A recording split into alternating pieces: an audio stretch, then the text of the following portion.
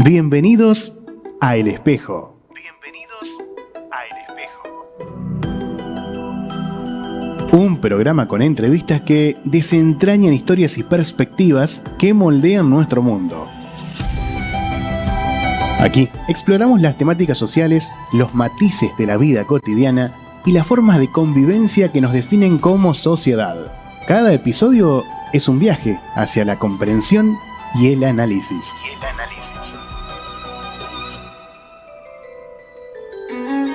Prepárate para una experiencia que desafía, inspira y enriquece. Esto es El Espejo con Claudia Cajigas. El Espejo con Claudia Cajigas. Muy buenos días, aquí comienza un nuevo programa en vivo de El Espejo, 20 años en el aire, ciclo número 20 y uno todavía sigue poniéndose nervioso, ¿no? Pero bueno, mejor que así sea. El equipo ya está completo, es un placer realmente para nosotros poder estar nuevamente cada sábado con ustedes a través del canal 2 de ITEL TV, de Radio 91.9. El equipo, como les decía, igual que el año pasado, Pablito Brum, nuestro operador de TV, Luciana Rojas, nuestra operadora de radio y quien te habla, Claudia Cajigas. Y también estás vos, que te podés comunicar al 400566. Es muy importante siempre lo que tenés para contarnos. Quería decirte también que este año vamos a invitarte a que si vos sentís que tenés algo para contar, que te ha pasado algo, no sé, trascendente, raro en tu vida, porque a todos nos pasan cosas en nuestra vida que son valiosas para compartir con otros. Bueno, nosotros estamos abiertos a escucharte, podés mandarnos un mensaje y podría llegar a ser el próximo entrevistado del Espejo, pero ya te vamos a ir contando más a lo largo de los sucesivos programas. Así que anotate este celular, 400566, para poder comunicarte. Quiero agradecer también a nuestros anunciantes, que son los que hacen posible el programa, para que, bueno, cada sábado podamos estar al aire con vos. Si los tenemos, Lucy, le damos lugar ya. Gracias. El Espejo fue presentado por La Fermina Estilo Campo, Bahía Helados, Griselda Guzmano Peluquería, Amo Cosmética Ortomolecular, La Clave Estudio de Música y Danza, Espuela, Óptica Cristal, Farmacia David, Doctora Belén Giacoboni, Medicina Familiar y del Estilo de Vida. Ave Fénix, espacio de psicoterapias integrativas a cargo de la psicóloga Luciana Estibanelo. Laboratorio de Análisis Bioquímicos, Dr. Casas. Dr. Sergio Almeida, médico psiquiatra especialista en salud mental. Psicóloga y sexóloga Cecilia Paredes. Movilab, Laboratorio de Anatomía Patológica y Citodiagnóstico. Veterinaria Zapucay, Lavandería El Arroyito, Mueblería San Cayetano, Super Pollo, Autoservicio El Negro, Forrajería Santa Rosa, Estación de Servicio Shell, Ingeniería Colombo Sociedad Anónima, El Constructor, Pecelato Construcciones, La Tuerca Neumáticos, Todo Hierro, Municipalidad de Villa del Rosario y Municipalidad de Chajarí. ¿Te ha pasado alguna vez que te sentís atragantado, que te sentís triste, que te sentís enojado, que algo te duele mucho, que estás atravesando quizás un momento muy difícil de tu vida y que el hecho de poder hablarlo, de poder ponerlo en palabras, de poder escribirlo, tal vez, te alivia? ¿Te ha pasado que quizás no podés hacerlo y te sentís cada vez como una olla a presión?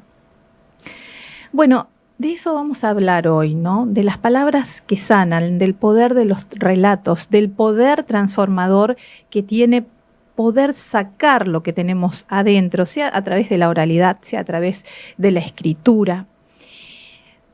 Para esto tenemos varios invitados, pero hay una historia de vida que va a ser como el eje, y es la historia de Candela Cavalaro.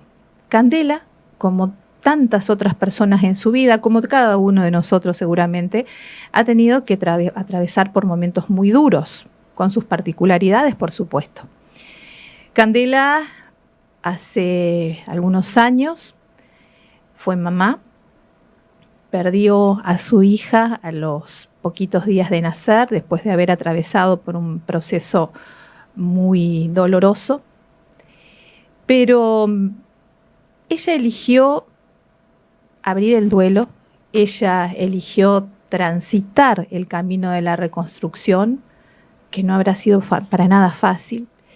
Se valió de varias herramientas seguramente, pero hubo una que es la que nosotros conocemos, que es la escritura, y a partir de ahí es que nace un libro que se llama Diario de una búsqueda. En este programa vamos a hablar con Candela, ella nos va a contar detalles de esta historia.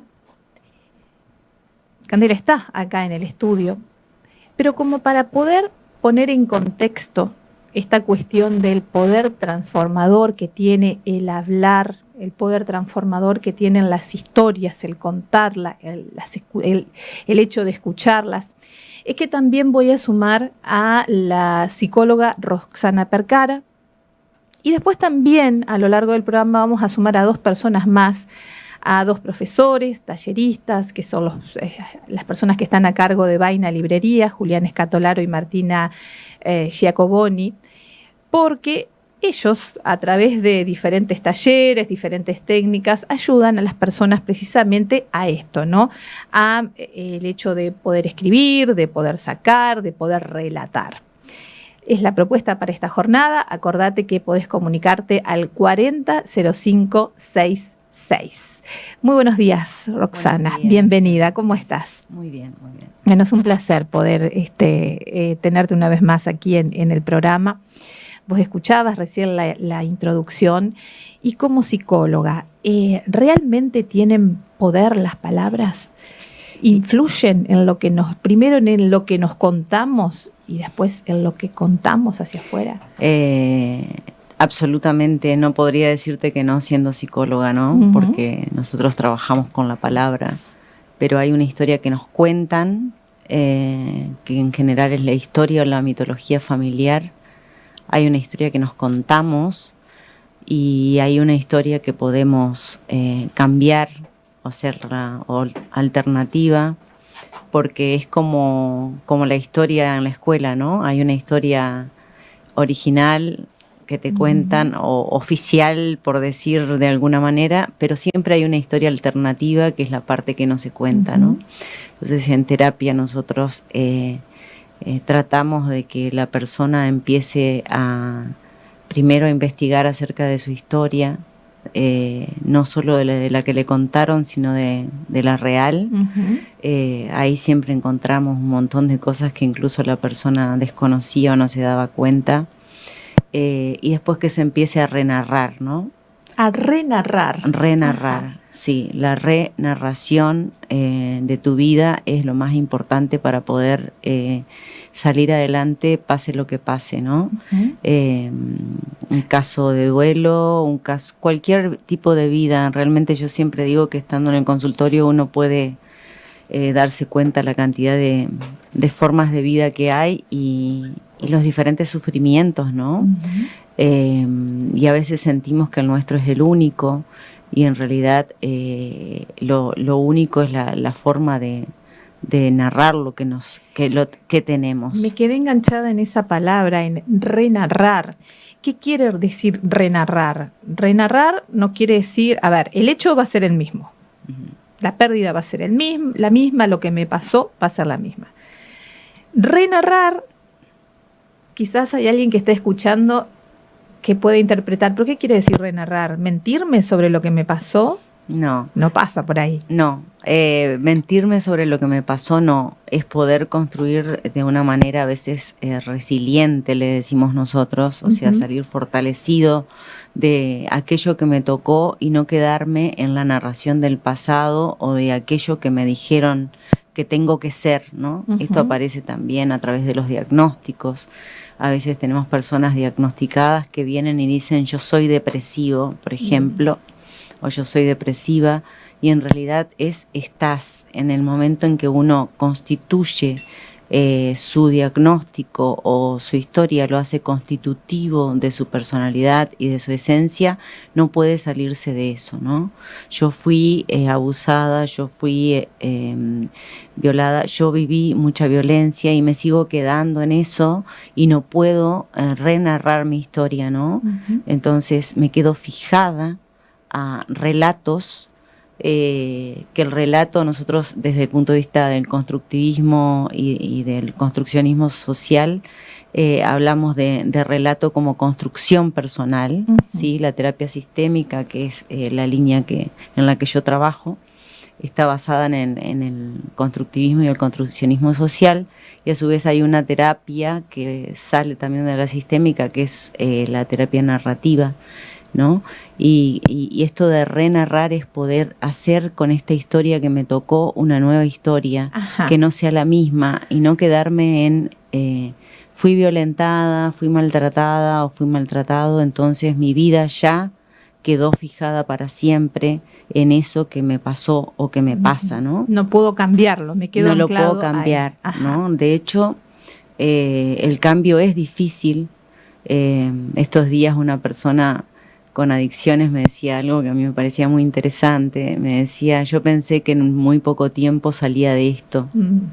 Entonces charlábamos y yo le decía, en realidad sí está saliendo, pero lo que vos no estás aguantando es el proceso, ¿no? Porque tenía la sensación de que había perdido mucho tiempo, y la verdad que el tiempo no nos importa mucho ahora, el tiempo perdido, ¿no? Mm. Lo que nos importa es lo que se puede hacer de ahora en adelante. Esa es la renarración, Claro. ¿no?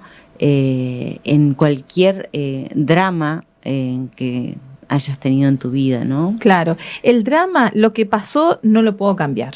Lo que puedo cambiar en todo caso es la forma en que yo me cuento lo que pasó.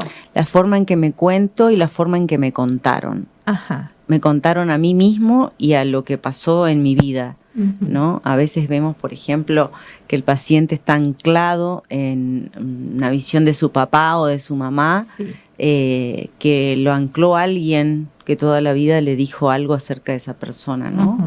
Y a veces después de muchos años siguiendo esta co-construcción, lo llamamos nosotros, terapéutica, en algún momento dice, en realidad me di cuenta que mi mamá no era lo que yo pensaba, o mi papá no era lo que yo pensaba, ¿no? No era el más bueno o no era el más malo, o no, Ujú. ¿no?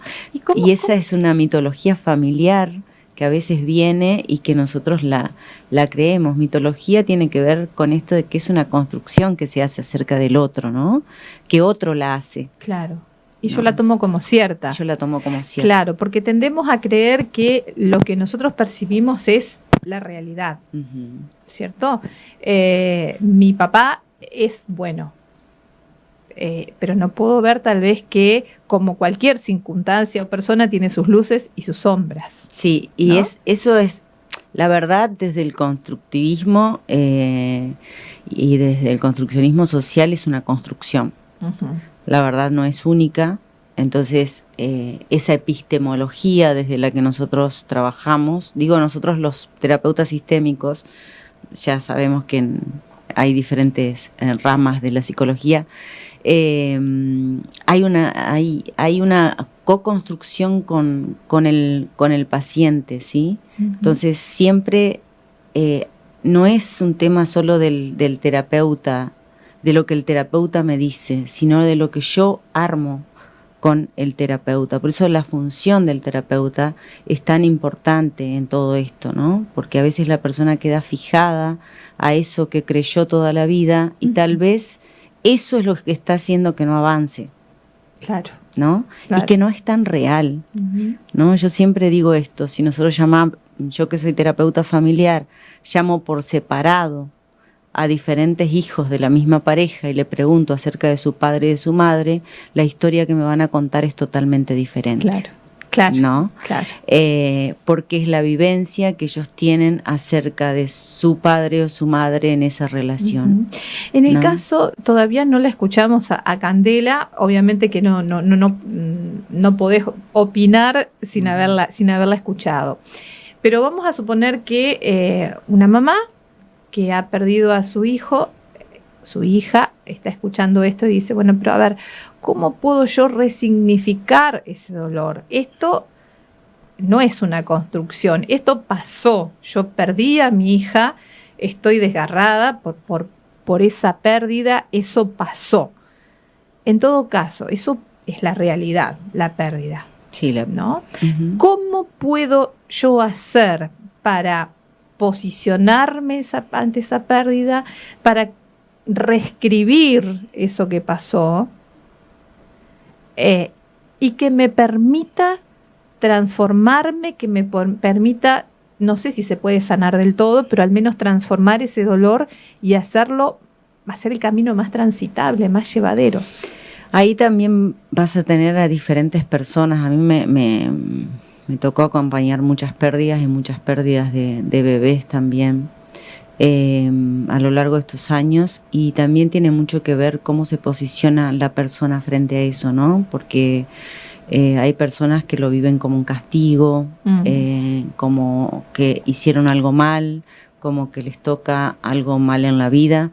Entonces también ahí uno tiene como terapeuta que trabajar con aspectos de la personalidad, ¿no? Entonces no hay una forma única de decirte cómo se lo hace, porque depende mucho de la personalidad. Hay personas que son más resilientes, entonces buscan salir, buscar alguna fortaleza o lograr algo a partir de ese dolor, porque el dolor hay que transitarlo siempre. O sea, la realidad. Hay un libro de Gergen, que es un construccionista social, que se llama ¿Es real la realidad?, ¿no? Que viene justamente a plantear todo esto, ¿no? La realidad es la muerte, en todo caso, de mi hijo o hija, sí. Pero el tema es cómo la persona transita ese dolor. El dolor hay que transitarlo sí o sí. Uh-huh. Cuando la persona se niega a transitarlo, ahí puede quedar en una narración estática que no le permite avanzar nunca más en su vida, ¿no? Y esto sucede mucho. Sí, para poder avanzar, para poder salir de ese dolor, hace falta decisión, ¿cierto? Hace falta voluntad. Sí, primero hace falta transitar lo que te pasa como a vos te salga. Uh-huh. En este caso de un duelo así, ¿no? Uh-huh. Hay quien se tira a llorar por 6 meses, hay quien se pone a hacer cosas y demás. Pero lo importante es transitarlo. A partir de ahí, elaborarlo. Cuando nosotros hablamos de elaborar, es elaboración psíquica, uh-huh. ¿sí? Que en general necesita de una ayuda. Muchas personas no lo hacen con ayuda y está bien igual, pero tienen que encontrar alguna manera de hacerlo, ¿no? O tal vez Cande, no sé su historia personal, pero y por eso no quiero opinar, pero encontró en su trabajo, en la escritura, en otras cosas que le permitieron salir en ese momento, y a lo largo del tiempo lo pudo elaborar uh-huh. Con las herramientas que ella encontró, pero no todas las personas tienen los recursos psíquicos suficientes para hacerlo solo. Claro, exacto. Y ahí vamos al poder de la escritura, ¿no? Como herramienta de sanación. Leía algo de la historia de Cande hace un tiempo, el año pasado, hace poquitos meses, hablaba también con Florencia Curi, que ella también sacó un libro que habla de su experiencia personal. Y en ambos casos, ambas mujeres han escrito libros sobre su experiencia. Libros que empezaron como un diario personal, ¿no? Y acá está la herramienta del diario, ¿no? La posibilidad de sacar lo que me pasa día a día o periódicamente.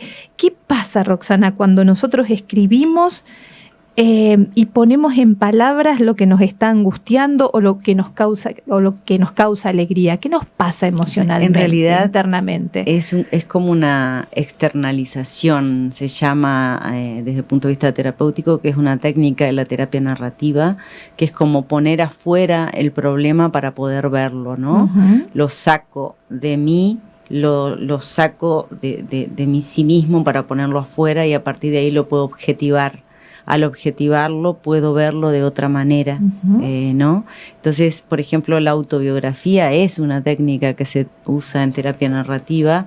Cuando uno le pide a los pacientes que hagan su autobiografía, que en general depende la edad, la hacen corta, larga, lo que sea, ahí ellos cuando la leen también, que es otra forma, empiezan a encontrar cosas que nunca habían pensado acerca de sí mismos, ¿no? Entonces, cuando yo externalizo, pongo afuera, en cualquiera de las técnicas puedo ver desde otro lugar, puedo verme desde otro lugar a mí mismo, claro. ¿no? Y ahí también eso me ayuda a poder pensar, sentir y ver otras cosas que tal vez no veía, ¿no? Obviamente que no se puede hacer con todos los pacientes, porque hay pacientes que no les gusta y demás, pero es una técnica que se usa. O la línea de vida, por ejemplo, que en historia se la usa mucho, nosotros también la usamos, y realmente la persona cuando ve esa línea de su vida se da cuenta de tantas cosas. O el genograma, por ejemplo, el árbol genealógico, que nosotros en sistémica lo llamamos genograma porque es otra técnica. También cuando la persona se ve ahí con toda su familia y su historia, ve tantas cosas que es importante externalizar y utilizar esas técnicas para poder renarrarse, ¿no? Sí, a mí me ha pasado, y lo quiero compartir con la audiencia también y contártelo, que a veces cuando uno escribe sobre determinadas situaciones, o porque estás enojado o algo que te agobia o lo que sea, decís, bueno, a ver, lo voy a poner afuera y lo haces. Y después, cuando al ratito lo lees, o al otro día, o dentro de 2 días, te decís, pero pará, no es para tanto. Y ahí está esa mirada que vos decís desde afuera, ¿no? No estoy hablando del caso de Candela, no, estamos hablando es en otra general. cosa, por supuesto. Pero ahí vos te das cuenta de que no era para tanto. O sí, o era sí, para más. A veces las personas miran y dicen, uy, mira todo lo que pasé, o mirá, y se pueden redescubrir también, sí, ¿no? Mirá sí. todo lo que sentí, o lo que sentí en ese momento, o en cualquier cosa lo podemos utilizar, Claudia. A veces cuando estamos muy ocupados y escribimos todo lo que tenemos que hacer, decimos, che, no, o sea, no puedo vivir así, ¿no? Parece una pavada, ¿no? Pero cuando yo siempre digo que tiene más tareas que horas del día, y lo escribís, te das cuenta y decís, no, así no, ¿no? Entonces está bueno ponerlo afuera, mirarlo, poder mirarlo, porque está el poner afuera donde el otro pone la culpabilidad afuera y no puede mirarse. Eso es otro tema, ¿no? Pero ojo con eso, ¿no? Esto es otra cosa. Me pongo yo en un relato externo para poder mirarme, no pongo afuera de mí la culpa de todo lo que me pasa. Son 2 técnicas totalmente diferentes. La segunda se usa mucho para no hacerse cargo de su propia vida, y ahí es donde el cambio nunca sucede. Exactamente. Se nos ha terminado el tiempo, Roxana. Muy poquito lo que teníamos. Vos también tenés tus múltiples actividades en esta mañana, así que te agradezco por esto. Y nos quedamos entonces con el poder sanador de las palabras, ¿no? Siempre. La posibilidad de transformar cómo me cuento lo que pasó, sin mentirme. Sin mentirme. Yo como mensaje final les diría, el silencio no es salud, ¿no? A veces vemos carteles en los hospitales que nos piden silencio, y el silencio tiene que ser utilizado solo en los lugares que debe ser utilizado, no en nuestra propia vida. Gracias, muchísimas gracias. Compartíamos la mañana o parte de la mañana del espejo con la psicóloga Roxana Percara y tenemos más porque ya en instantes vamos a compartir la historia de Candela Cavallaro. No te la pierdas, creo que va a ser de gran utilidad para muchas personas, para todos porque siempre aprendemos. 400566 es el celular al que te puedes comunicar, también nos puedes seguir por la fanpage de ITEL Contenidos o El Espejo Claudia Cajigas. Vamos, Lucy. La vida es un espejo, una forma muy particular de conectarnos con nosotros mismos. El Espejo, los sábados a las 9 de la mañana, conduce Claudia Cajigas. El tema de hoy es el poder de la escritura como herramienta de sanación. Hablábamos recién con Roxana Percara, la psicóloga, no solo el poder de la escritura, sino el poder de la palabra, ¿no? A veces hablar de lo que nos está pasando, poder sacarlo, ayuda a aliviar y a empezar a sanar el dolor. Y en este caso, la escritura también, ¿no? En poner en papel, en escribir, en narrar, en contar las historias. Las historias, pensaba, ¿no? ¿Qué poder tienen sobre nosotros? No solo lo que nosotros podemos escribir, sino las historias que nos contaron desde chicos, cómo nos van constituyendo también. Hoy quiero charlar con Candela Cavallaro. Candela la conocemos porque, bueno, ella es profesora, es una persona con una actividad importante también en la lucha por los derechos de la igualdad de las personas. Pero el tema que hoy nos ocupa es su historia de vida, a raíz de un libro que ella presentó hace muy poquito que se llama Diario de una búsqueda, en donde ella cuenta la terrible experiencia que pasó, que padeció, algo que empezó muy bien, que fue el embarazo de su hija, y cómo poco a poco todo se fue transformando, para llegar a volcar todo este dolor transformado en un libro. Muy buenos días, Cande. Bienvenidas. ¿Cómo estás? Hola, buenos días. Bueno, un placer de estar acá y de compartir con vos tu primer programa. Bueno, así muchísimas que, gracias. Felicitaciones por esta nueva edición del Espejo. La número 20. Sí, un montón. Pero aparte porque, bueno, siempre dando lugar a poder contar historias y está bueno. Así que felicitaciones por este nuevo comienzo. Gracias. Y un honor estar acá. Bueno, sí. ¿Cómo empieza esta historia? Que empieza muy bien, en realidad. Sí, empieza bien porque, bueno, obviamente que uno ya tenía cierta edad, pero bueno, fue en nuestro proyecto, junto con mi pareja, buscar un hijo y así empezó, ¿no? Uh-huh. Y uno con todo ese ideal que tiene también respecto de la maternidad y de cómo maternar y de cómo hacer las cosas, así que así arrancó, como todo, ¿no? Cuando ese proyecto se concretó, más aún vivido con mucha alegría, porque justamente había mucho deseo. Uh-huh. Siempre fui una militante de justamente la maternidad deseada, así que bueno, había sido una maternidad desde el deseo, así que así fue que arrancó. ¿Cuánto duró? Y bueno, duró por lo menos 4 meses. Uh-huh. 4 o 5 meses que parecía que venía todo bien. Uh-huh. ¿No? ¿Y entonces qué pasó? Y bueno, y entonces empezamos a tener problemas, falta de líquido en las ecografías, falta de crecimiento, como que a partir del mes 4 todo se estancó. Uh-huh. Todo se estancó, vos decís, el crecimiento del bebé. Porque hasta ese momento venía todo bien. Todo perfecto, digamos. Así que bueno, a mí también me costó en esto que hablamos hoy de las historias, ¿no? Y del contar historias o de las historias familiares. A mí me costó mucho caer en lo que estaba sucediendo.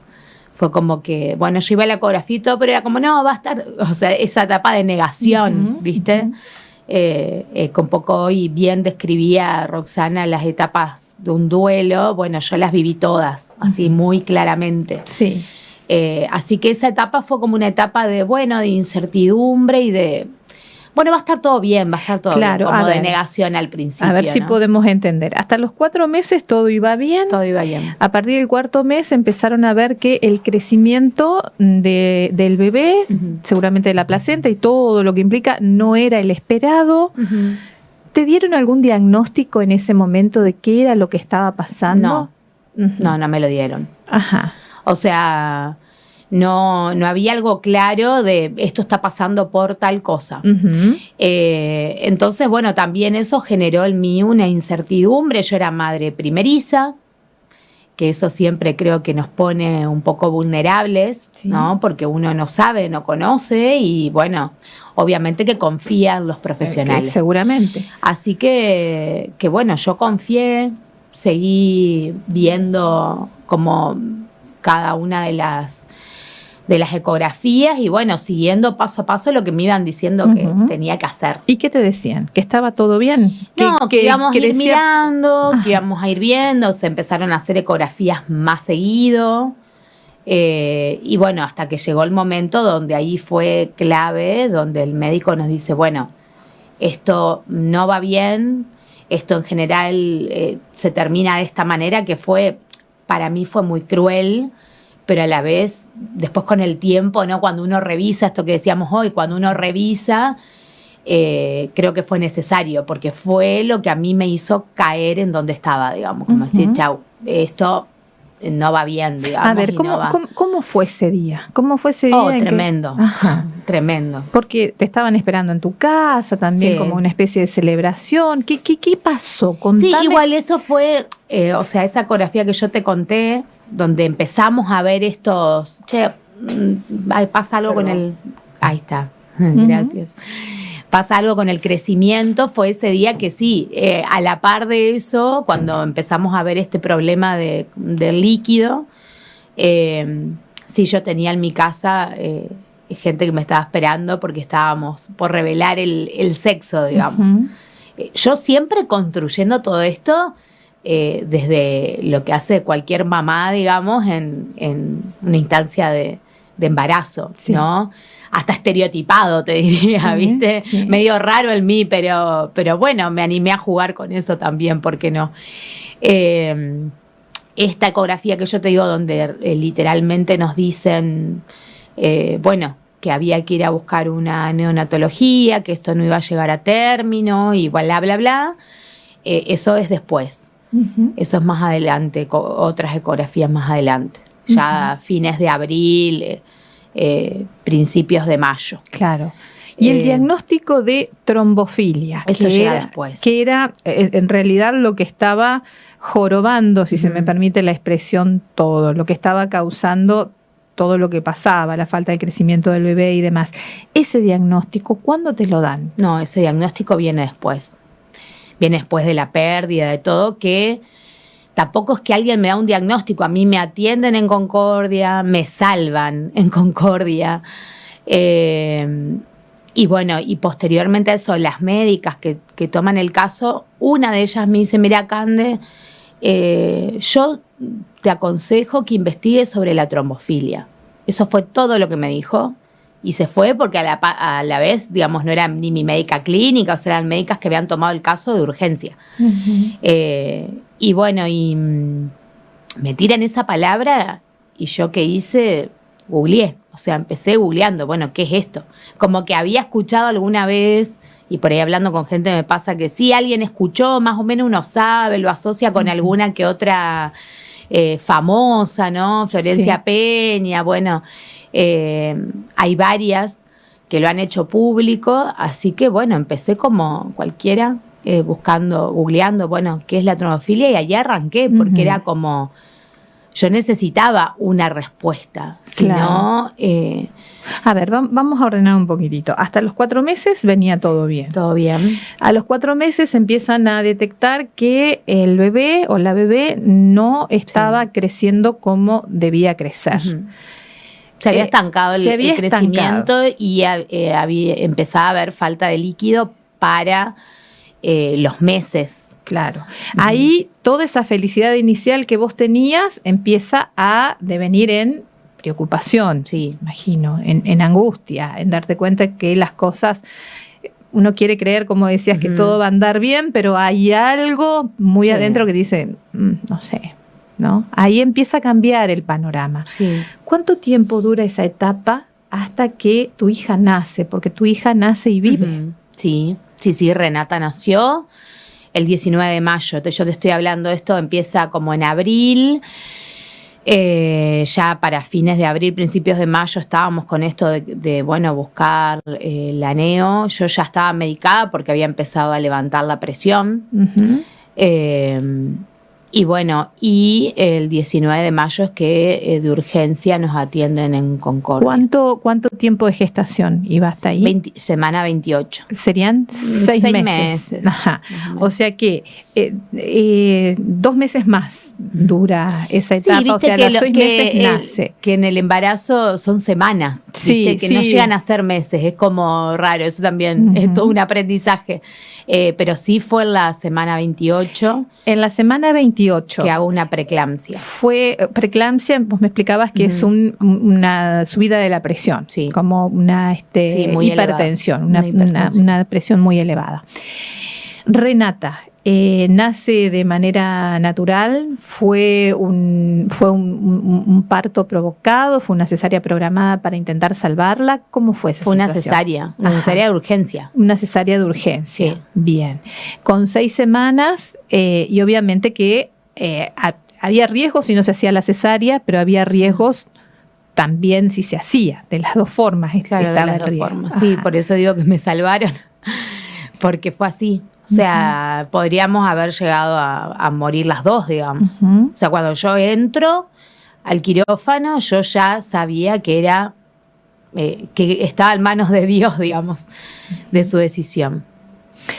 Fue ¿Lo así. sabías porque lo intuías? ¿Lo sabías porque los médicos te habían dicho que era muy delicado lo que estaba pasando? Ujú. ¿O cómo lo sabías? No sé, instinto materno, creo. ¿Mm?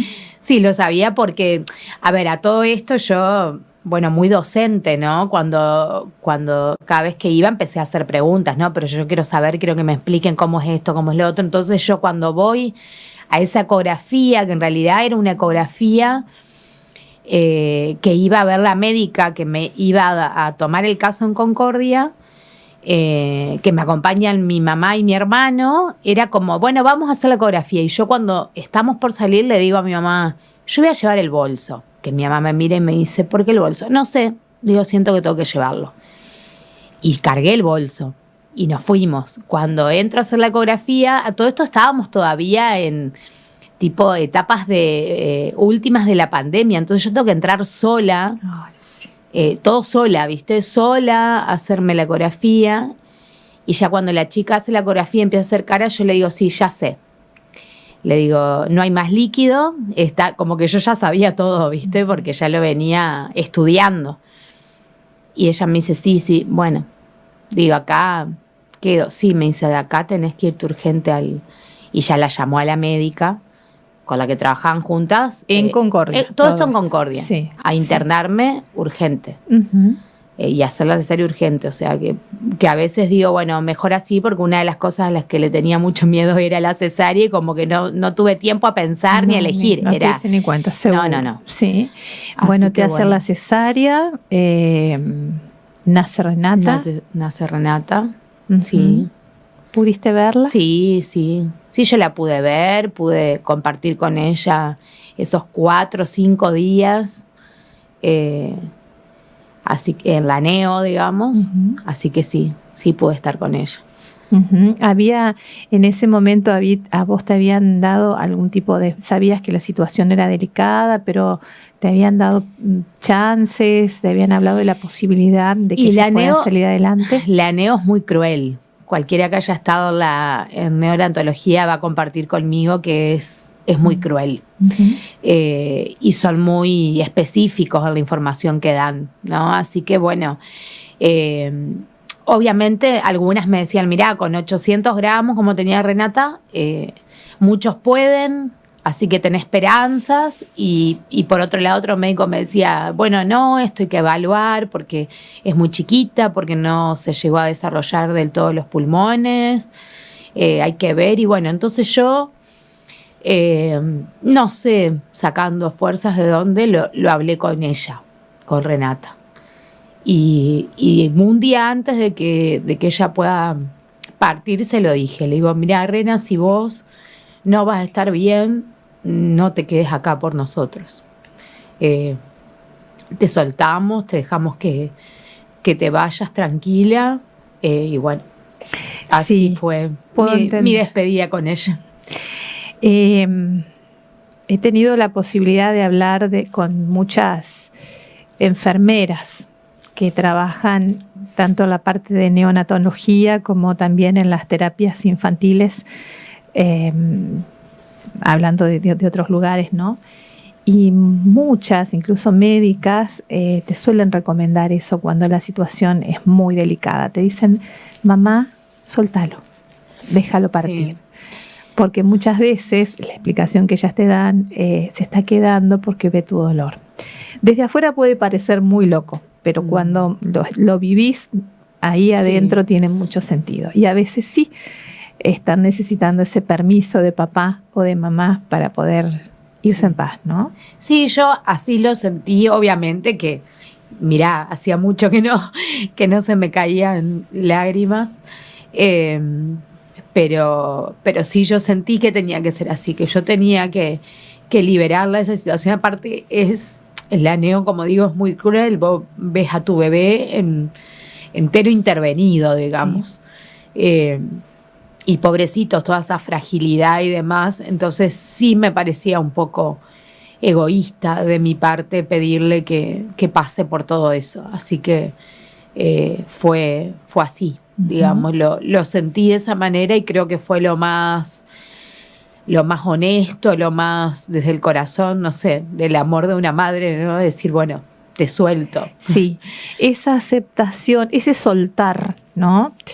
Que obviamente es terrible y es muy doloroso, no te exime del dolor. No es que vos soltás y decís, bueno, listo, está así, yo solté. No, vos soltás al otro en un acto de amor, de generosidad, pero obviamente que sentís el mismo dolor desgarrador que cualquier mamá que pierde a su hijo o a su hija.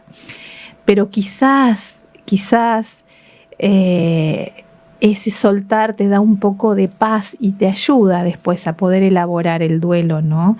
A poder transformar un poco ese dolor. Sí. ¿Cómo siguió tu vida después de eso, Cande? Y bueno, después de eso, muchas cosas, ¿no? Uno, cuando alguien fallece, después tenés que ir a hacer un trámite, tipo ahí, a los 2 segundos. Por eso digo, todo es muy cruel, ¿no? Es como que el dolor tenés que postergarlo para 2 días después, cuando puedas llegar a tu casa y estar en soledad. Porque previo a eso tenés que hacer un trámite, tenés que ir acá, allá, dar respuesta, esto, lo otro. El traslado, cuando estás en otro lugar. Toda una burocracia, Sí. Donde vos en realidad tenés ganas de salir corriendo, pero bueno, tenés que hacerlo, ¿no? Vida adulta. Así que para mí mi duelo fue cuando pude después estar en mi casa, que para eso habían pasado, no sé, 2 días, ponele. Sí. De hacer como cerrar ahí, decir, bueno, listo, enfrento todo esto, organizo. Yo en eso, en mi vida en general, soy como muy organizada, de bueno, hago esto, y bueno, y después, entonces mi duelo empezó después.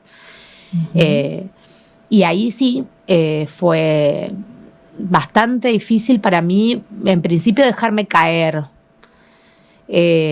Porque vengo de una familia de mujeres muy empoderadas y que por ahí, como negativo, no nos permitimos tanto dolor o no nos permitimos la debilidad. Entonces mi primer desafío, lo que más me costó fue eso, fue dejarme caer, fue permitirme sentir dolor, encontrarme con esa candela débil, digamos.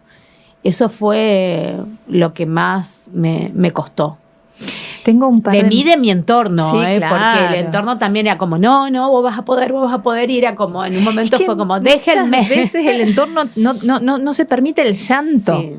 cuando el llanto es también liberador, es sanador, y parece que no nos permitimos dejar que el otro llore. Sí. ¿no? Obvio que es por amor y por cuidado, ¿no? Seguro, pero seguro. Pero hoy en día lo que comparto es dejate caer. Es importante, dejate caer. Hace poco tengo una compañera de trabajo que también perdió a su hijo. Y yo la miré y un poco me vi en ese momento y la abracé y le digo, déjate caer, porque no vas a poder, sino, o sea, porque eso va a estar ahí. Entonces es como, el duelo tiene esas etapas que sí o sí hay que pasarlas.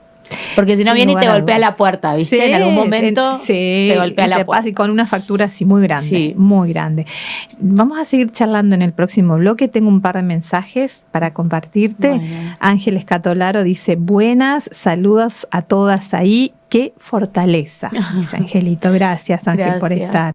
Mónica Liliana, Mi madre. hija, una guerrera, la amo. Mi vida. Y vuelve a escribir Ángel, dice, llorándome todo. Claro que sí, son historias que conmueven, por supuesto que sí, pero yo siempre les digo, ¿no?, a los oyentes, ustedes ya me conocen, que cuando nosotros compartimos estas historias no es para victimizar a nadie, no es para poner en un lugar de pobrecito, pobrecita, ¿no?, sino de mostrar cómo, y siempre utilizo las mismas palabras, cómo a pesar de atravesar el dolor más grande en la vida que uno puede tener, como puede ser la pérdida de un hijo, cómo se puede salir adelante. Uno puede elegir quedar anclado en el dolor, o porque no tiene las herramientas, o porque es lo que le sale, o por lo que sea. O uno puede tomar la decisión de, pese a todo, levantarse después de haber superado ese duelo, ¿no? Entonces intentamos eso, mostrar cómo la gente que se levanta, cómo lo hace, a qué herramientas apela. Y de eso vamos a hablar ahora en el próximo bloque. Dale. 400566 es el celular al que te podés comunicar. Estamos compartiendo la historia de Candela Cavalaro. Tenemos un espejo donde queremos reflejar historias, testimonios, vivencias, alegrías, tristezas, ansias, anécdotas. Tenemos un espejo que está esperando reflejarte a vos. Vení, reflejate en el espejo. Seguimos compartiendo la mañana, en este caso con Candela Cavalaro, lo hacíamos anteriormente con la psicóloga Roxana Percara, vamos a sumar también a Julián Escatolaro y a Martina Giacoboni de Vaina Librería, porque estamos hablando justamente del poder transformador de las palabras, del poner en palabras, en este caso de la escritura, ¿no? Hasta acá la historia de Cande, la pérdida de su hija, ahí habíamos quedado, y un diagnóstico que recién tuvo después de esa pérdida. Cande, ¿cuándo te enteraste de lo que realmente había sucedido? ¿De por qué habías tenido que atravesar por esa situación? ¿Por qué la pérdida? Sí, bueno, como comentaba anteriormente, yo me quedo con esto que me dicen las médicas de que investigue sobre la trombofilia y me vengo con eso de Concordia. Uh-huh. Empiezo a googlear y bueno, ahí gracias a las redes sociales como que inicio el camino, ¿no? Mi primera búsqueda de este diario que yo hablo es el diagnóstico, es buscar una respuesta a lo que había sucedido. Así que si vos me permitís, yo comparto unos pedacitos. Sí, de tu libro que se llama Diario de una búsqueda. Diario de una búsqueda, que justamente tiene que ver con todos esos caminos que yo tuve que hacer para salir del dolor, ¿no? Por dónde ir, porque también uno, como estaba solo, más de uno se debe estar preguntando qué es la trombofilia del otro lado, y eso tiene que ver con que no hay información, y bueno, yo estaba de la misma manera, ¿no? Tenía solamente una palabra y no sabía nada más. Uh-huh. Así que bueno, leo una partecita. Dice: el cuerpo me siguió doliendo y yo no dejaba de pensar que en el sanatorio las médicas que me habían atendido de urgencia me habían recomendado que investigara sobre la trombofilia. Esa palabra me resonaba, no me resultaba desconocida. Aún no sabía de qué se trataba, pero googleé e inicié un camino que sin saber se convirtió en una búsqueda. Era la respuesta a todo lo que habíamos temido vivir, a todo lo que aún me dolía en el cuerpo y que a ratos hasta hacía que se me caigan las cosas de las manos.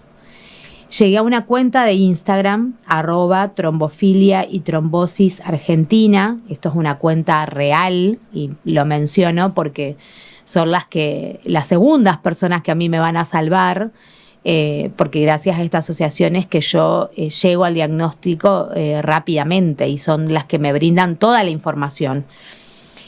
Bueno, con miedo y muchas dudas observo los posteos, empiezo a leer y decido escribir. Ahí yo escribo, que esa partecita no la voy a leer porque es un poquito larga. Dice, desde esa misma cuenta me comenzaron a asesorar, a pasar contactos, direcciones de posibles lugares donde me podía atender. Había empezado la verdadera búsqueda. Tenía miedo, la respuesta fue contundente. Lo práctico de los pasos y la afirmación de que debía hacerme los análisis no me dieron lugar a dudas. Puedo tener trombofilia, pensaba, ¿no? Entonces, como estos pasos de, bueno, primero duelar el no llegar a una maternidad como me la había imaginado, ¿no? La estereotipada. Sí. Después, ir por el diagnóstico, ¿no? Bueno, porque también era como, bueno, estoy enferma, o sea, tengo una enfermedad, ¿qué me pasa? Porque no sabía que en realidad después aprendí que era una condición de la sangre, ¿no? Que no era una enfermedad, sino que es una condición que lo que provoca es que la sangre se coagule más de lo habitual. Cuando hablamos de trombofilia, hablamos de cualquier tipo de trombosis. Si yo en mi familia tengo antecedentes de, algo cardiovascular, de ACV y demás, puedo ser una mujer propensa a tener trombofilia, digamos, porque obviamente que hay dentro de las trombofilias aquellas que son hereditarias, ¿no? Que las heredamos, y aquellas que son adquiridas. Yo tenía ambas. Yo tengo un triple positivo. Tengo hereditarias, o sea, que venían ya a nivel familiar, y adquiridas, que son las que se despiertan justamente con el embarazo, ¿no? Entonces, claro, yo era una bomba de tiempo. O sea, estoy viva porque tenía cosas que quedarme a hacer acá, tenía que hinchar un poquito más las pelotas. Pero en realidad el diagnóstico era complicado. Cuando yo obtuve el diagnóstico... Eso te iba a preguntar, es muy difícil de diagnosticar porque, estoy tratando de pensar como es un protocolo médico, ¿no? Seguramente vos decías que en el 4º mes detectaron que la bebé no crecía como debía crecer.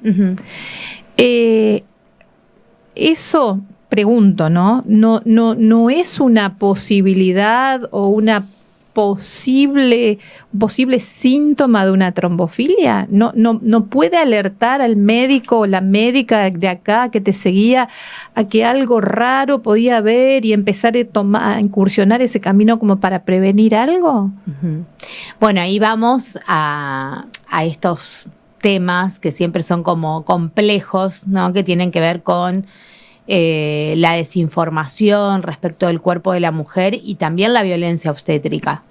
Yo era una madre primeriza que no sabía nada y, como dije antes, yo confiaba en los profesionales que me atendían. Obviamente, es que esto no lo tenías por qué saber vos. Con respecto a la trombofilia, lo que sucede, que yo lo cuento acá, es que no existe un diagnóstico precoz y oportuno, que es por lo que está luchando esta asociación civil, de que uno pueda llegar y decir, che, mirá, yo puedo llegar a ser una mujer que tenga trombofilia porque hay antecedentes en mi familia de pérdidas de embarazos, de abortos recurrentes, de preeclampsias, de ACV, que vos se lo puedas mencionar al médico y el médico te pueda mandar, porque en realidad el diagnóstico lo tenés con un análisis de sangre, o sea, es ir y sacarte sangre. ¿Es un análisis de alta complejidad? Sí lo es. ¿Los cubren las obras sociales? No los cubren. Valen carísimos, ¿no? Entonces ahí entra esta cuestión económica también y un poco elitista, porque para llegar a eso vos tenés que juntar un dinero Algunos te los cubre la obra social, otros no, pero bueno, a mí me salió un dinero poder tenerlos, lo pude hacer gracias a la ayuda de la gente que me quiere, de mi familia y demás. Porque pero si no, bueno, me decías que hay una ley que dice que... o sea, dentro del plan médico obligatorio, cuando vos estás embarazada vas, te dan un chequeo general, pero esos análisis no están. Que no te sería lo cubre. agregar unos códigos más, Sí. ¿no? No te los cubre por los costos, entre Sí, comillas. y no está contemplado, digamos. Entonces, si vos no tenés esto o sos un poco chispa, decir, che, mirá, mi familia o yo ya perdí un embarazo, o mi mamá perdió varios embarazos, y se lo mencionás al médico, para que de forma preventiva al menos te pueda dar una aspirina, por ejemplo, decir, bueno, vamos a acompañar esto con una aspirina. Para licuar la sangre. Para licuar la que sangre, y fluya vamos más. viendo. El médico no está obligado a hacerlo, porque no hay un plan médico que lo obligue a hacerlo, ¿no?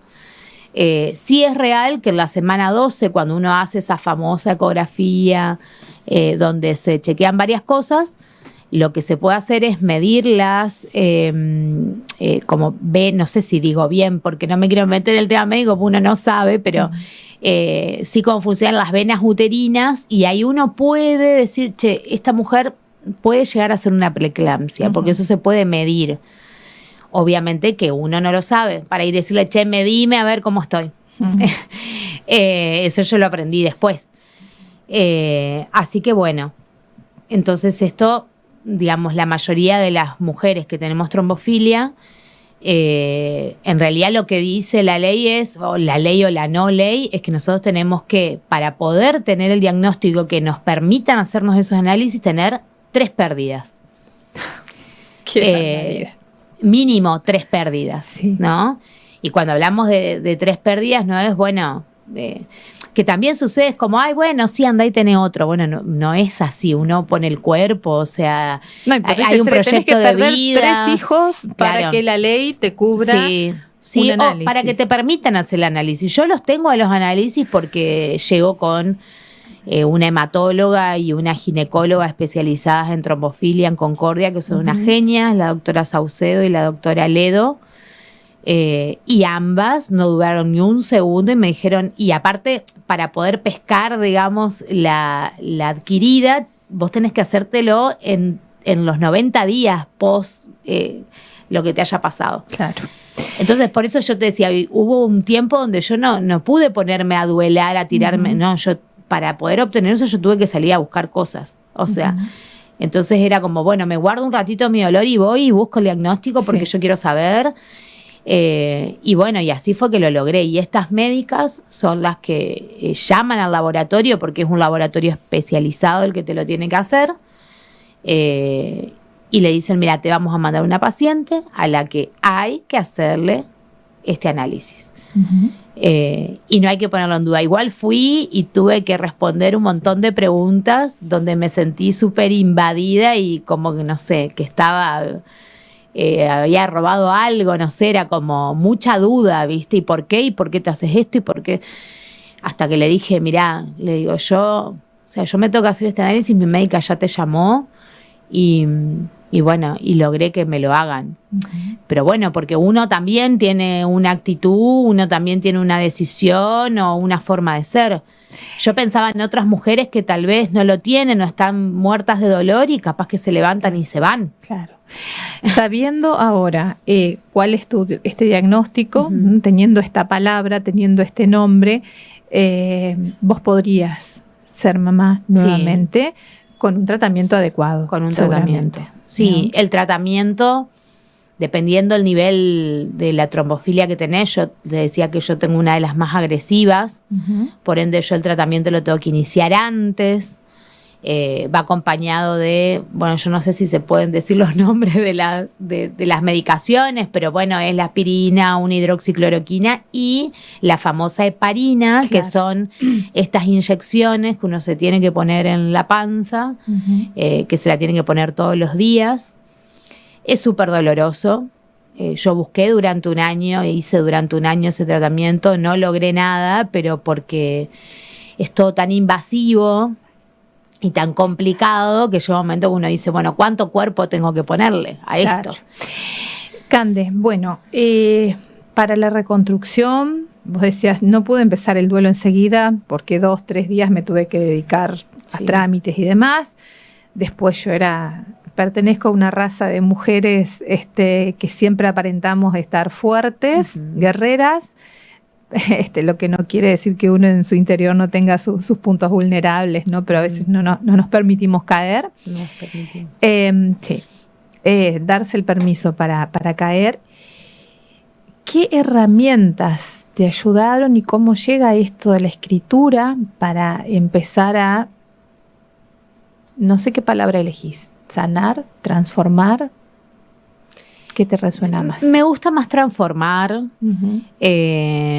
Sanar me parece súper importante y en algún punto a veces lo veo, pero bueno, también está esto. Mirá cómo lloré hoy cuando arranqué, porque ese dolor uno lo lleva siempre.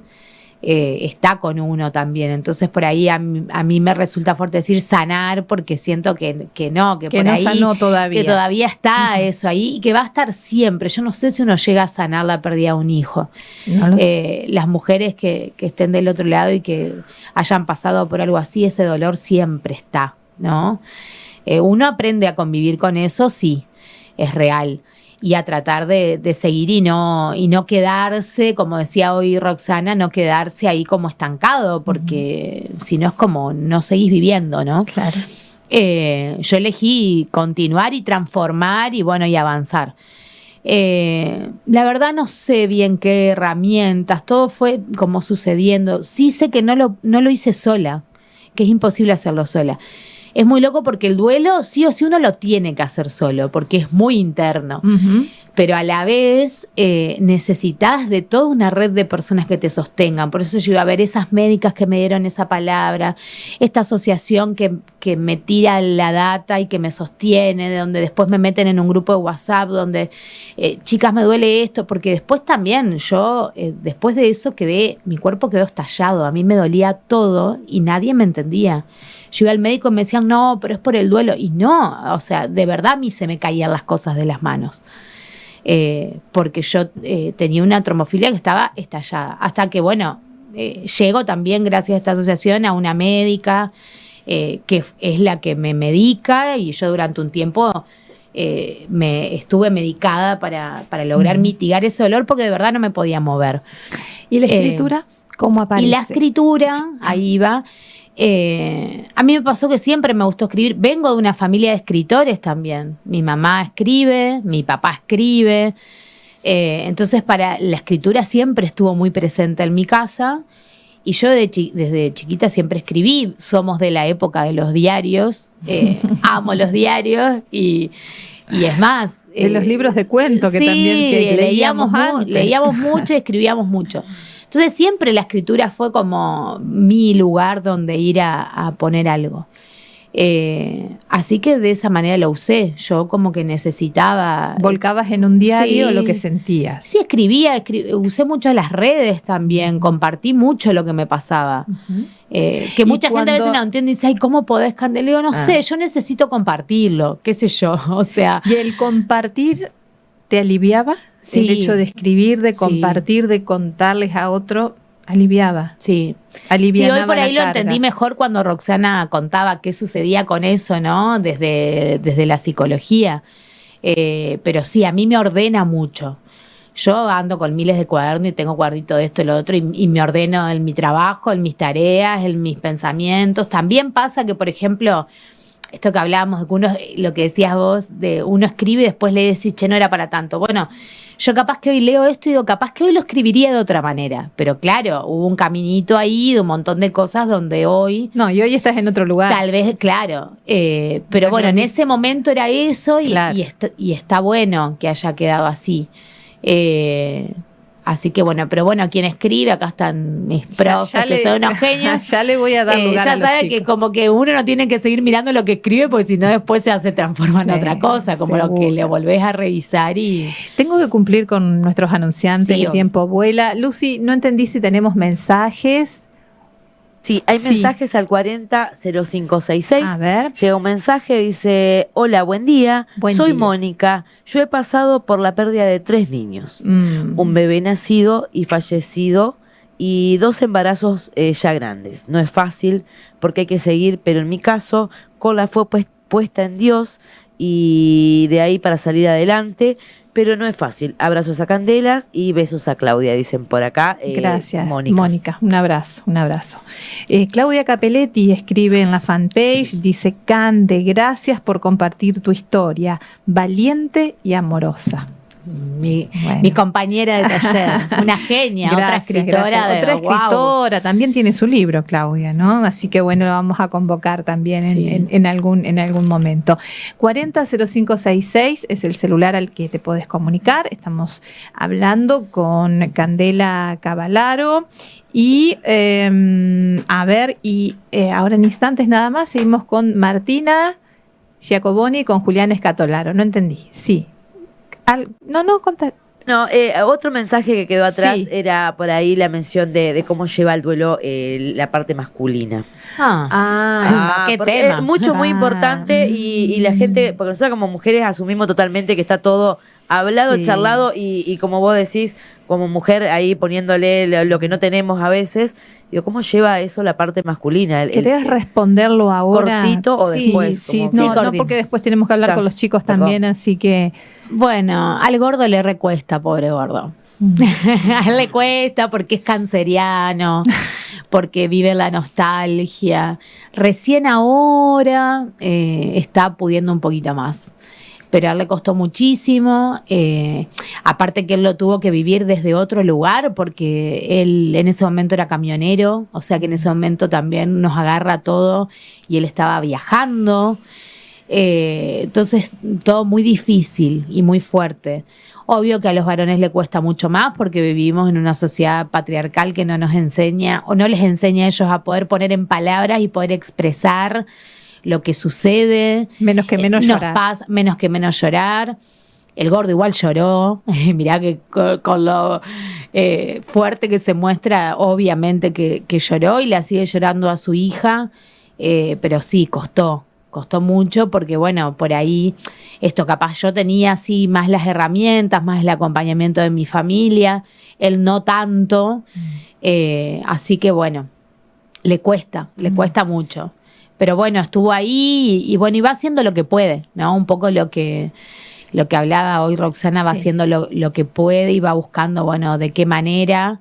Pero bueno, él tiene a su hijo, tiene a Teo, entonces Teo ayudó mucho también y siempre nos acompaña y siempre la tiene presente a su hermana, entonces es como él lo ayudó mucho a su papá a ir avanzando de a poquito, le cuesta más, obvio. Seguro.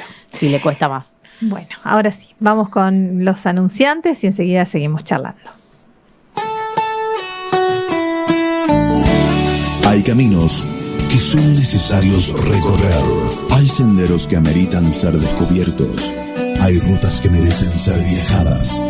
Hay atajos que merecen ser tomados. En el espejo, queremos que nos acompañes por cada uno de ellos. El espejo. El espejo.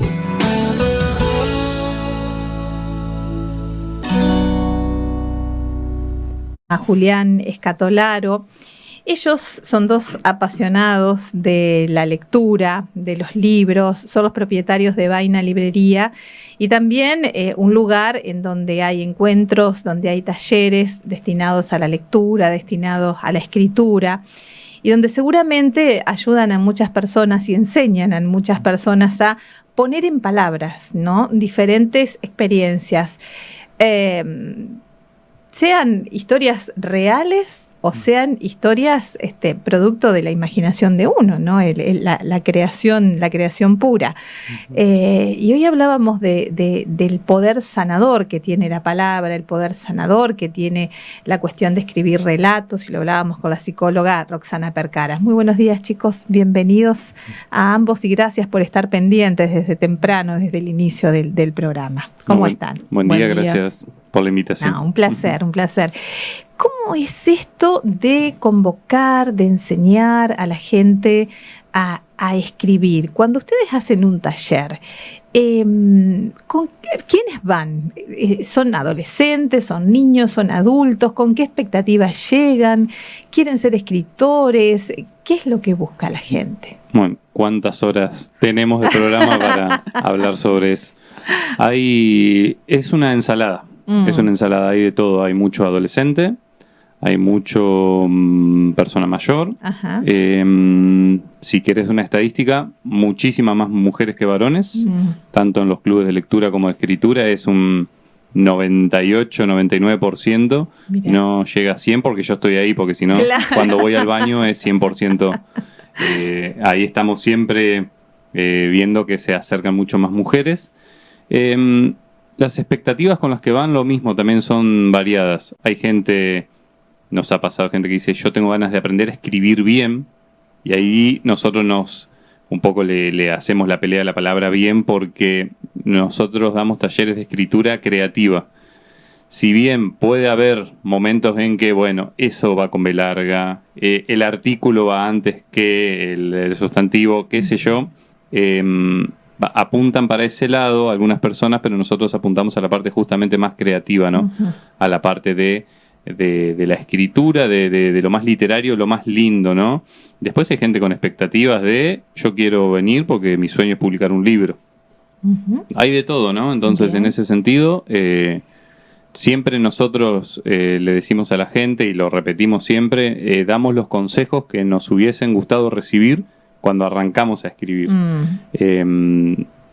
Porque te libera un montón de cadenas o de trabas que uno, cuando quiere comenzar, se encuentra obviamente, ¿no? Como algo nuevo, alguna actividad que uno siempre hace, sobre todo la escritura, que me parece que tiene eso de que es muy personal, más allá que escribas sobre la historia de tu infancia o sobre marcianos que viven en otro Exacto. planeta, sigue siendo algo como muy ¿Y personal. cuáles son las principales trabas o la principal traba que surge al momento de empezar a escribir? Cuando tenés ahí la hoja en blanco. De todo. Pasa mucho que la gente como que quiere de 0 a 100. En general, a todos nos pasa. Creo que la limitación con la que nos encontramos es la frustración, ¿no? Nos frustramos cuando no nos sale la primera frase ideal como quisiéramos, y que la escritura es un proceso que lleva muchas veces reescritura y corrección, que uno parece que se olvida de eso, pero atrás de una gran historia de un libro hay un 90% de corrección y de reescritura. La parte de la escritura en sí es como muy chiquita, y no tiene uno que frustrarse si no sale a la primera de cambio, porque si no, bueno, sería mucho más fácil, ¿no? Por eso hay gente que trabaja de eso y vive de eso y está horas adelante de la compu o de la máquina de escribir. Y si ustedes le tienen que dar un consejo a la gente, ¿no? Porque por un lado está eso, puede ser la traba de que no sé por dónde empezar y que estoy esperando la frase inspiradora o célebre para arrancar. Y como no llega, no arranco nunca. Después está la otra de que, bueno, capaz que no pasa por ahí. Tal vez tengo que empezar y dejar que fluya. Dejar que fluya y en algún momento voy a encontrar eso que estoy buscando. Un taller de escritura por ahí funciona para eso. El miedo o el temor a la hoja en blanco es lo que se nos presenta en la soledad de nuestros hogares por ahí cuando queremos escribir y no sabemos por dónde arrancar. Lo que nosotros hacemos en nuestro taller de escritura es dar disparadores creativos. Siempre es un ejercicio donde la mente nos lleva a algún lugar y a partir de eso arrancar a escribir. Hay disparadores más amplios, cualquier persona puede interpretar lo que quiera. Hay disparadores de entrenamiento de escritura, que es como mover la muñeca y escribir lo primero que salga. Hay disparadores que apelan más a la memoria sensitiva, lo más doloroso, lo más sentimental. Hay de todo, pero todo apunta siempre a eso, a no tener que encontrarnos de repente con líneas en blanco y ¿qué escribo? Y sí, eso es lo peor que nos puede pasar cuando tenemos ganas de escribir. Los primeros consejos que damos, como el preámbulo antes de arrancar los talleres, es primero que escriban con sinceridad, en el sentido de estoy en un taller de escritura que el taller de escritura en general lo hacemos en grupo, ¿no? Porque entendemos que así funciona mejor la dinámica, los talleres de escritura funcionan así. Entonces uno dice, pucha, estoy acá en el taller, esta Candela que acaba de leer algo re lindo, y Marti tiene cara de que leyó muchos libros y Uy, Claudia sabe, Claudia debe, bueno, entonces, y les damos las consignas y dicen, lo mío es una cagada. Claro, Veo Marti va 80 hojas, la Cande ya ni yo el texto, yo voy 2 líneas. Y yo ni empecé. Voy a escribir como si fuese Borges, capaz me va a ir bien, ¿viste? Esa es la falta de sinceridad que hablamos, Claro, ¿no? claro, es decir, vos querés arrancar por mi papá se murió, punto, está bien. No tenés que arrancar con la fría, cálida mañana. Ya cálida y fría, ¿viste? Ya empezó mal. Pero utilizando palabras, claro. En que aquel hombre robusto, era flaco el padre, Claro. tomó la decisión de irse de este mundo. Y digo, o sea, lo lees, pero después yo le digo, vos sentís que eso es tuyo y no, bueno, o sea, esa es la sinceridad que hablamos, ¿no? Claro. Entonces está muy bueno volver a las bases de mi papá murió en tal año, punto. Por ejemplo, ¿no? Claro. Ese es uno, por ejemplo, de los principales destrabadores que usamos. Escribí con sinceridad, no importa quién está alrededor, porque tu producción justamente es propia y eso tiene un hilo tuyo que a la larga funciona, que uno cuando arranca los talleres no lo ve, porque ¿por qué tendría que verlo? Y nosotros con Marti tratamos de decirle, anda por acá. Capaz con mi papá murió va a ser más fuerte que la cálida fría tarde. Claro. Anda por ahí, ¿no? Y en general eso funciona. Claro. Porque te sacás una mochila encima, ¿viste? Claro, Ya no la me fijo en lo mochila que... de querer impresionar, de querer Exacto. atrapar, de querer hacer el supertexto. Exacto, ¿no? y ya uno va flojo, ¿viste? No es, estoy en estas situaciones, soy yo con la hoja. Antes era contra la hoja, ahora Sí. soy yo y la hoja, ¿no? ¿Les ha pasado esto, ¿no? De que por ahí tiran una consigna, bueno, cada cual dispara para el lado que le sale, ¿no? Con la misma consigna. Uno puede ser mi papá se murió, el otro, qué sé yo, cuando era chica me gustaba el caramelo media hora. Horrible, pero bueno, ponele. Puede pasar. Pero ¿les ha pasado de que en los talleres aparezca esto de repente algo inesperado, de repente saco algo muy doloroso que lo tenía guardado y afloró ahí y lo saco y puede ser que estalle en lágrimas o puede ser que empiece a escribir y no pare de escribir o puede ser que tenga la necesidad de compartirlo con Candela, con Claudia, con quien esté ahí y contarles lo que me pasa y hacer una especie de catarsis? ¿Sucede esto en los talleres? Sí, el 95% de las veces sucede. Nosotros, cuando arrancamos a dar talleres en 2017, ninguno de los dos tiene entrenamiento de psicología, ¿no? No estudiamos psicología, nos dedicamos a otra cosa, pero siempre en la escritura sucede esto, surgen los recuerdos más dolorosos normalmente. De lo que uno se acuerda o la compatibilidad humana que tiene es en la tristeza y no tanto en la felicidad, porque la tristeza es más universal para los seres humanos que la felicidad. Para mí la felicidad puede ser una cosa, para Cande otra y listo. Claro. Y la tristeza no, uno puede empatizar mucho más con el dolor que con la felicidad. Y las primeras veces que nos pasaba, como que nos mirábamos y no sabíamos cómo reaccionar ante el llanto de esa persona o ante la incomodidad que parecía que surgía, ¿no? Y después nos fuimos acostumbrando y también el preámbulo que damos antes de arrancar el taller es que lo que sucede ahí queda ahí. Esto es un espacio de intimidad donde nos encontramos con gente que no conocemos de ningún lado probablemente y que de a poco uno va haciéndose amigos de esas personas o compañeros y que tratamos de preservar ese ambiente de intimidad, que nadie los va a juzgar por lo que escriban, que nadie va a salir a contar lo que contaron, tipo no es un espacio de chusmear. Sí. Y porque también está el beneficio de la duda, no sabemos si realmente lo que la persona escribe es real o no, que no importa en definitiva, si hace literatura ya es otro camino, ¿no? Pero sí nos pasa que lo primero que aflora son los recuerdos más dolorosos y está bien que así suceda porque de esa manera sucede que la escritura se convierte en una herramienta terapéutica. Pero más allá de eso es tratar de hacer del dolor, del trauma, del drama, arte. Claro. O sea, ¿Y han visto, se han encontrado con personas que, por ahí es medio obvio lo que les estoy preguntando, porque tenemos un ejemplo, pero como para ponerlo bien clarito, personas que a través de este ejercicio, a pesar de que no es un taller terapéutico lo que ustedes dan, es un taller literario, pero somos humanos. Sí. Somos un todo, trabajamos con emociones. Evidentemente que al trabajar con emociones nos transformamos, ¿no? Sí. ¿Han visto transformaciones en la vida de las personas a través de estos talleres? ¿O porque se destrabó y se pudo liberar ese dolor? ¿O porque se pudo poner en palabras? ¿O porque lo pudieron compartir con otros? ¿O por lo que fuera? Y yo no sé si podría ser ese diagnóstico de transformación, pero me acuerdo mucho el caso de Gise, que es una de nuestras alumnas del taller, que ella la primera vez que vino escribió 2 líneas. Ella tenía la curiosidad de venir a escribir, no escribía en su vida cotidiana, pero quería saber cómo era, cómo se hacía. Escribió 2 líneas y listo. Hoy Gise escribe unos textos espectaculares, largos, y pide perdón al comienzo de cada taller. Dice, bueno, yo escribí larguísimo, ¿tienen tiempo? Sí, obvio. Y con Gise nos pasó, por ejemplo, de que nosotros en general no sabemos la historia de cada uno. Uno viene al taller, se presenta, dice, bueno, soy Martina, tengo tantos años, hago esto y listo. Ese es todo como el preámbulo, ¿no? Si alguien quiere contar algo más, lo cuenta, pero no sabemos, no conocemos la vida interna de cada uno, las tormentas, la historia, todo. Y me acuerdo que una vez dimos una consigna, como justo son todas mujeres y todas son madres en ese grupo, les pedimos que nos contaran de la primera vez que fueron madres. No del segundo, no del tercero, porque hay gente que tiene varios hijos, sino como de la primera vez, porque es la primera vez que sintieron eso transformador. En el segundo supongo que uno ya sabe, yo no soy madre, así que no lo sé, pero bueno, ellas lo sabían. Y Gise nos preguntó, ¿tiene que ser sí o sí del primero?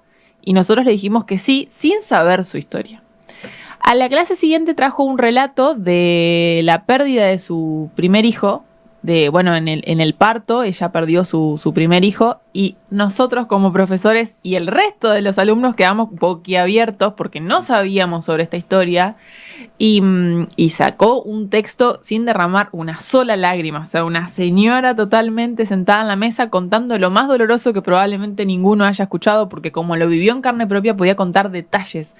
Y los detalles los conoce de pie a pa cuando lo vivió, cuando le tiene miedo, cuando lo que sea. Entonces, desde ese momento nosotros dijimos, bueno, tenemos 2 caminos. Pedirle perdón por haberle dado esta consigna, por haberla hecho navegar este mar horrible de recuerdos, o agradecerle por la valentía de haber contado esto, porque ella se lo podría haber guardado y haber dicho, bueno, mi primer hijo fue el que tengo ahora y listo. Y sin embargo, ella con toda su armadura nos trajo ese relato, que de hecho está en su libro que ella publicó, que se llama Historias en Ambo. Ahí dijimos, bueno, ¿qué hacemos con esto? ¿Es un taller de escritura creativa? Sí, pero realmente saca lo mejor de cada persona y la valentía, ¿no? Una armadura increíble realmente. Claro, es que probablemente Gise, si bien se enfrentó, no sé quién es, pero si bien se enfrentó a ese momento doloroso, si bien habrá sido un momento, sí, revivir el trauma, pero seguramente habrá sido un momento sanador, porque lo puso en palabras, lo escribió, no sé qué les dijo después de la consigna, pero puede que haya experimentado alivio también después de sacarlo. Es como dijo Roxana, como dicen varios escritores, el escribir, el poner algo que te pasa dentro tuyo, que es un caos, que es una tormenta, como dice Marty, lo pasás a un papel, a un texto, lo podés controlar, lo objetivizás, creo que dijo Rosana, y a partir de eso ya podés dimensionarlo, ¿no? También hacemos los ejercicios sobre los miedos también. Uno de nuestros mejores disparadores es escribir sobre lo que le tengas miedo, ¿no? Y lo interesante del miedo, por ejemplo, si vos le tenés miedo a las arañas, el miedo te hace conocer todo sobre eso. Cuánto pesa, cuántas patas tienen, dónde se te pueden meter, cómo te pueden lastimar, lo mal que te pueden hacer. Y cuando lo pasás, no te digo que te curás del miedo, pero lo ves de otra forma. Hay un control, ¿no? En esto que me está pasando. Entonces yo creo que por ahí está bueno, ¿no? Tiene esa parte que te transforma o que por lo menos decís, a mí me gusta el término, lo exorcizás. Lo saco para afuera y lo retransformo y lo hago, lo convierto en arte, ¿viste? Sí, sí. Chicos, tengo que ir a una tanda. Obvio. Por favor. Acá nos quedamos. 400566 es el celular al que te puedes comunicar. Aprendamos a atarnos los cordones. También para mirar a nosotros mismos necesitamos de alguien que nos ayude. Aprendamos a observar el reflejo de lo que somos, de lo que nos pasa, de nuestra sociedad toda. Aprendamos a fijar la mirada en esa imagen que en esa imagen que vuelve y nos cuestiona. El espejo. Con Claudia Cajigas. Ser escritores, ¿no? No necesariamente tenemos que tener el objetivo de publicar un libro. Por ahí el hecho, mira, un ejemplo muy práctico. ¿No te pasa que a veces tenés la cabeza llena de todas las cuestiones que tenés que hacer mañana y decís, ay, no me tengo que olvidar de esto, de esto?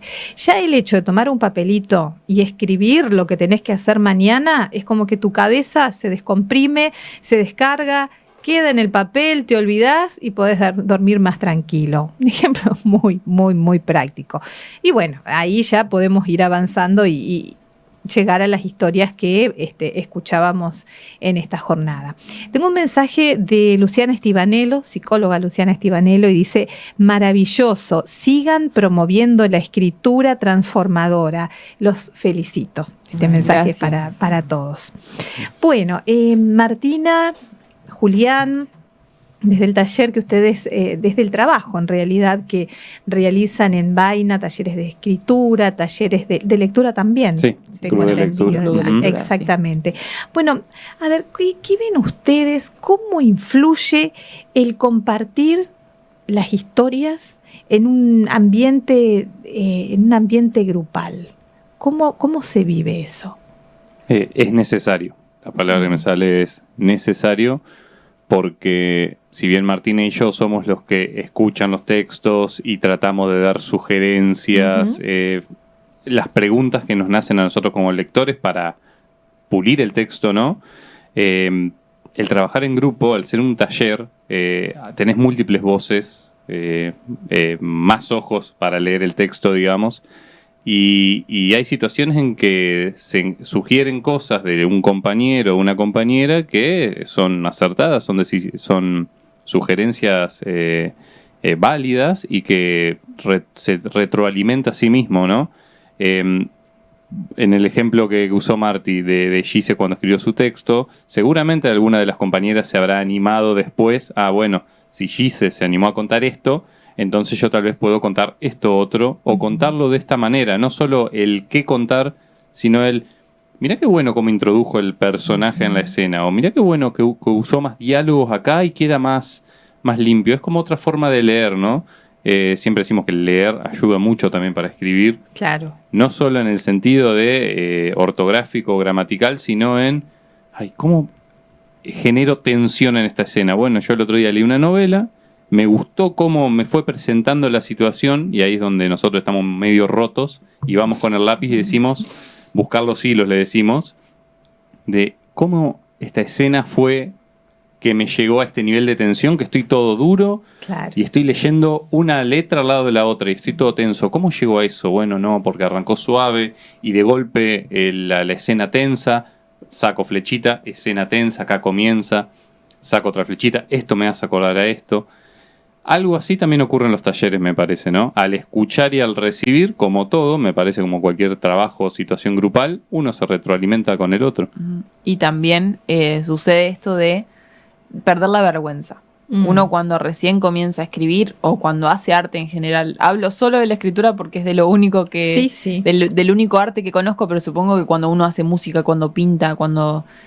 otra disciplina artística, al principio es como que le da un poco de escozor compartir, ¿no? Porque uno es como lo hizo con amor y quizá no está tan bueno, claro. Y da un poco de miedo. Y lo grupal hace que el compartir sea menos vergonzoso, porque lo primero que le decimos a todas las personas que vienen al taller, en la primera clase vas a tener que leer lo que escribiste. O sea, vos te anotaste a esto, vos te hiciste esto vos mismo, así que ahora no hay quejas. Pero es eso, esa es la dinámica, por eso es grupal, por eso es un taller. Claro. Compartir con el resto hace que el dolor duela menos y que nos dé menos vergüenza contar o exorcizar esos demonios, porque en definitiva uno escribe sobre lo que conoce y en general escribir sobre lo que uno conoce hace sacar afuera esas tormentas internas, lo lindo y lo feo, pero saca la vergüenza, ¿no? Qué bueno, me quedo con eso, ¿no? Exorcizar los demonios, exorcizar lo que nos atormenta, lo que tenemos adentro y que nos va chuceando día a día, ¿no? Una excelente forma, sin lugar a dudas, de poder sacarlo es la escritura. Chicos, yo les agradezco infinitamente la presencia en esta jornada. Se nos ha terminado el programa, nos hemos pasado ya 10 minutos y bueno, realmente muy nutritivo todo lo que nos han comentado, tanto lo que hablábamos con la psicóloga Roxana Percara, la historia que contaba Candela y cómo la escritura también la ayudó, y esto último que ustedes nos comentaban que sucede en los talleres, ¿no? Nos deja la idea de por qué la escritura es una herramienta para poder sanar, para poder transformar, para poder sacar aquellas cosas que nos dañan o que nos ponen felices también, ¿no? Sí. Porque se trata de todo eso. Tal cual. Muchísimas gracias. Gracias. Muchísimas gracias a ustedes. todos. Nosotros nos vamos. Cumplimos con el primer programa del ciclo número 20 del Espejo. Nos reencontramos el próximo sábado a las 9 de la mañana en el canal 2 de ITEL TV, en Radio 91.9. Gracias a Pablo Brum, nuestro operador de TV. Gracias a Luciana Rojas, nuestra operadora de radio. Quien te habla, Claudia Cajigas. Bueno, a los anunciantes también, infinitas gracias por estar siempre. Y a ustedes, nuestros queridos oyentes. Nos reencontramos el próximo sábado. Este programa se repite, el lunes a las 13 horas, también se repite el miércoles a las 20 horas en el canal 2 de ITEL TV, así que si no lo pudiste ver desde el principio, ahí lo vas a poder ver. Si no lo encontrás en la fanpage de ITEL Contenidos, en la fanpage del Espejo Claudia Cajigas, lo podés ver a la hora que quieras y cuando quieras. Que pases un excelente fin de semana. Chau, chau. La vida es un espejo, una forma muy particular de conectarnos con nosotros mismos. El Espejo, los sábados a las 9 de la mañana, conduce Claudia Cajigas.